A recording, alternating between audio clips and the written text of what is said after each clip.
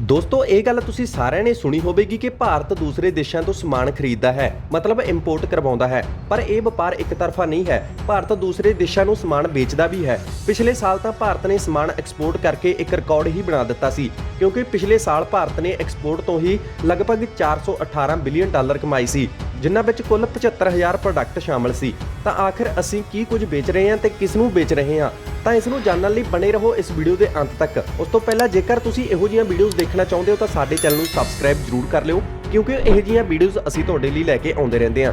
ਜਿਵੇਂ ਤੁਹਾਨੂੰ ਦੱਸ ਹੀ ਚੁੱਕੇ ਹਾਂ ਕਿ ਭਾਰਤ 75000 ਪ੍ਰੋਡਕਟ ਪਿਛਲੇ ਸਾਲ ਹੀ ਵੇਚ ਚੁੱਕਿਆ ਹੈ, ਜਿਸ ਤੋਂ ਕਰੀਬ 3.25 ਲੱਖ ਕਰੋੜ ਰੁਪਏ ਦੀ ਕਮਾਈ ਹੋਈ। ਤੁਹਾਨੂੰ ਦੱਸ ਦਈਏ ਕਿ ਭਾਰਤ ਸਭ ਤੋਂ ਜ਼ਿਆਦਾ ਰਿਫਾਈਨਡ ਆਇਲ ਵੇਚਦਾ ਹੈ, ਮਤਲਬ ਕਿ ਤੇਲ ਸੋਧ ਕੇ ਵੇਚਦਾ ਹੈ। ਪਹਿਲਾਂ ਅਸੀਂ ਕੱਚਾ ਤੇਲ ਹੋਰ ਦੇਸ਼ਾਂ ਤੋਂ ਲੈਂਦੇ ਹਾਂ, ਫਿਰ ਉਸੇ ਨੂੰ ਰਿਫਾਈਨਡ ਕਰਕੇ ਹੋਰ ਦੇਸ਼ਾਂ ਨੂੰ ਵੇਚ ਦਿੰਦੇ ਹਾਂ।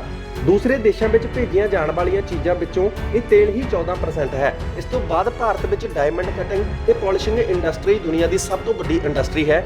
ਇਸ ਤਰ੍ਹਾਂ ਦੇ ਗਹਿਣੇ ਵੀ ਭਾਰਤ ਦੂਸਰੇ ਦੇਸ਼ਾਂ ਵਿੱਚ ਐਕਸਪੋਰਟ ਕਰਦਾ ਹੈ, ਜਿਸ ਦੀ ਗਿਣਤੀ 11% ਹੈ। ਇਸ ਤੋਂ ਬਾਅਦ computer accessories, electric accessories, automobiles ਤੇ ਕੈਮੀਕਲ ਵੀ ਭਾਰਤ ਦੂਸਰੇ ਦੇਸ਼ਾਂ ਵਿੱਚ ਐਕਸਪੋਰਟ ਕਰਦਾ ਹੈ। ਭਾਰਤ ਆਪਣਾ ਸਮਾਨ ਸਭ ਤੋਂ ਵੱਧ USA ਵਿੱਚ ਐਕਸਪੋਰਟ ਕਰਦਾ ਹੈ। ਇਸ ਤੋਂ ਇਲਾਵਾ 15 ਵੱਡੇ ਅਜਿਹੇ ਦੇਸ਼ ਨੇ ਜਿੱਥੇ ਭਾਰਤ ਦਾ ਸਮਾਨ ਐਕਸਪੋਰਟ ਹੁੰਦਾ ਹੈ। ਭਾਰਤ ਦਾ ਸੋਧਿਆ ਹੋਇਆ ਤੇਲ ਹਰ ਸਾਲ 45 ਤੋਂ 50 ਬਿਲੀਅਨ ਡਾਲਰ ਦੀ ਕਮਾਈ ਕਰਕੇ ਦਿੰਦਾ ਹੈ। ਹਾਲਾਂਕਿ ਇਹ ਰਿਫਾਈਨਡ ਆਇਲ ਕੰਪਨੀਆਂ ਨੂੰ ਇਹ ਨਿਰਦੇਸ਼ ਹੈ ਕਿ ਉਹ ਹੋਰ ਦੇਸ਼ਾਂ ਵਿੱਚ ਕੱਚਾ ਤੇਲ ਐਕਸਪੋਰਟ ਕਰਨ ਤੋਂ ਪਹਿਲਾਂ ਆਪਣੇ ਦੇਸ਼ ਦੀ ਤੇਲ ਦੀ ਪੂਰਤੀ ਕਰਨ।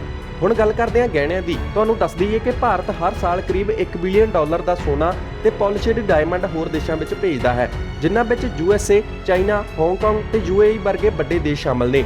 ਖੇਤੀਬਾੜੀ ਦੀਆਂ ਚੀਜ਼ਾਂ ਵੇਚਣ ਵਿੱਚ ਵੀ ਭਾਰਤ ਲੀਡਿੰਗ ਪੋਜੀਸ਼ਨ ਤੇ ਹੈ, ਕਿਉਂਕਿ ਭਾਰਤ ਹਰ ਸਾਲ ਵੱਡੀ ਮਾਤਰਾ ਵਿੱਚ ਖੇਤੀ ਨਾਲ ਸੰਬੰਧਿਤ ਚੀਜ਼ਾਂ 100 ਤੋਂ ਵੀ ਵੱਧ ਦੇਸ਼ਾਂ ਵਿੱਚ ਭੇਜਦਾ ਹੈ। ਭਾਰਤ ਦੇ ਸਮੁੰਦਰੀ ਖਾਣੇ ਦੀ ਗੱਲ ਕਰੀਏ, ਮਤਲਬ ਕਿ ਭਾਰਤ ਦਾ ਸੀ ਫੂਡ ਵੀ ਅਮਰੀਕਾ, ਚਾਈਨਾ, ਅਰਬ ਵਰਗੇ ਦੇਸ਼ਾਂ ਵਿੱਚ ਜਾਂਦਾ ਹੈ। ਭਾਰਤ ਦੁਨੀਆ ਵਿੱਚ ਸਭ ਤੋਂ ਵੱਧ ਚਾਵਲ ਵੀ ਵੇਚਦਾ ਹੈ। ਦੁਨੀਆ ਵਿੱਚ ਕਰੀਬ 25% ਚਾਵਲ ਭਾਰਤ ਹੀ ਪੈਦਾ ਕਰਦਾ ਹੈ। ਇਸ ਤੋਂ ਇਲਾਵਾ ਭਾਰਤ ਦੁਨੀਆ ਦਾ 5ਵਾਂ ਵੱਡਾ ਮੀਟ ਐਕਸਪੋਰਟਰ ਵੀ ਹੈ।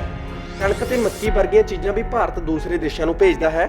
ਗੱਲ ਇਕੱਲੇ ਖਾਣੇ ਦੀ ਨਹੀਂ, ਭਾਰਤ ਨੇ ਚਾਹ ਕੌਫੀ ਵਰਗੀਆਂ ਚੀਜ਼ਾਂ ਦਾ ਵੀ ਇੰਤਜ਼ਾਮ ਕਰ ਰੱਖਿਆ ਹੈ। ਮਤਲਬ ਭਾਰਤ ਵਿੱਚ ਪੈਦਾ ਹੋਣ ਵਾਲੀ ਕੌਫੀ ਦਾ 70% ਹਿੱਸਾ ਹੋਰ ਦੇਸ਼ਾਂ ਨੂੰ ਵੇਚਣ ਲਈ ਭੇਜ ਦਿੱਤਾ ਜਾਂਦਾ ਹੈ। ਭਾਰਤ ਚਾਹ ਦਾ ਵੀ ਵੱਡਾ ਐਕਸਪੋਰਟਰ ਹੈ। ਤੇ ਗੱਲ ਕਰੀਏ ਮਸਾਲਿਆਂ ਦੀ, ਤਾਂ ਭਾਰਤ ਦੇ ਮਸਾਲਿਆਂ ਦੀ ਪੂਰੀ ਦੁਨੀਆ ਵਿੱਚ ਡਿਮਾਂਡ ਹੈ। ਇਸ ਤੋਂ ਬਾਅਦ ਜੇ ਕੋਲੇ ਦੀ ਗੱਲ ਕਰੀਏ ਤਾਂ ਭਾਰਤ ਵੱਡੀ ਮਾਤਰਾ ਵਿੱਚ ਨੇਪਾਲ, ਭੂਟਾਨ ਤੇ ਚੀਨ ਵਰਗੇ ਦੇਸ਼ਾਂ ਨੂੰ ਕੋਲਾ ਵੀ ਵੇਚਦਾ ਹੈ। ਦਵਾਈਆਂ ਦੇ ਮਾਮਲੇ ਵਿੱਚ ਭਾਰਤ ਦੁਨੀਆ ਦਾ 3ਜੇ ਨੰਬਰ ਦਾ ਐਕਸਪੋਰਟਰ ਹੈ। ਹਰ ਸਾਲ 1,50,000 ਕਰੋੜ ਦੇ ਪ੍ਰੋਡਕਟ ਭਾਰਤ 200 ਤੋਂ ਵੀ ਵੱਧ ਦੇਸ਼ਾਂ ਵਿੱਚ ਵੇਚਦਾ ਹੈ। ਇਸ ਤੋਂ ਇਲਾਵਾ ਭਾਰਤ ਹਰ ਸਾਲ 3.5 ਲੱਖ ਮੈਡੀਕਲ ਨਾਲ ਜੁੜੇ ਹੋਏ ਲੋਕਾਂ ਨੂੰ ਹੋਰ ਦੇਸ਼ਾਂ ਵਿੱਚ ਭੇਜਦਾ ਹੈ। ਭਾਰਤ ਦੁਨੀਆ ਦਾ ਸਭ ਤੋਂ ਵੱਡਾ ਟਰੈਕਟਰ ਮੈਨੂਫੈਕਚਰਰ ਹੈ।